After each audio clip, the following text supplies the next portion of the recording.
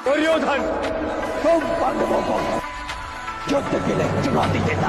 Friends, आज हम जानने वाले हैं कि कृष्ण ने दुर्योधन को अंत में बताया कि उसकी हार का मुख्य कारण क्या है।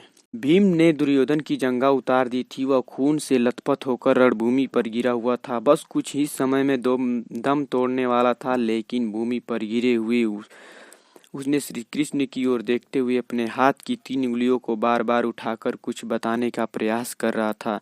पीड़ा के कारण उसके मुंह से आवाज नहीं धीमी धीमी निकल रहा था।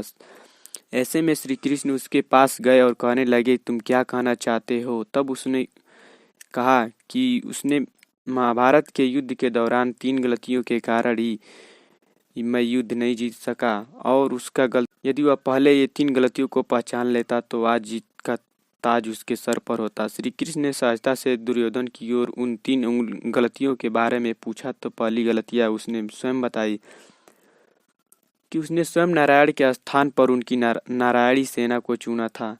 यदि नारायण युद्ध में कौरवों के पक्ष में होते तो आज परिणाम कुछ और ही होता।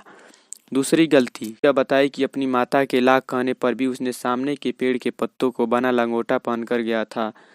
यदि वह नंगावस्था में जाता तो आज उसे कोई भी योद्धा परास्त नहीं कर सकता था। तीसरी गलती और अंतिम गलती उसने की थी कि वो युद्ध में आखिर में जाने की भूल की। यदि वह पहले जाता तो कई बातों को समझ सकता था, यदि और शायद उसके भाइयों और मित्रों की जान बच सकती थी। श्री कृष्ण ने विनम्रता से दुर्योधन की तीसरी बात सुनी और फिर उसने उससे कहा, तुम्हारी हार का मुख्य कारण तुम्हारा अधर्मी व्यवहार है और अपनी ही कुलवधू का वस्त्राहरण करवाना। तुमने स्वयं अपने कर्मों से ही भाग्य लिखा है। श्री कृष्ण के कहने का तात्पर्य है कि तुम अपनी इन 3 गलतियों के कारण नहीं हारे हो, बल्कि तुम अधर्मी हो इसलिए हारे हो। यह सुनकर दुर्योधन अपनी असली गलती का एहसास हो गया।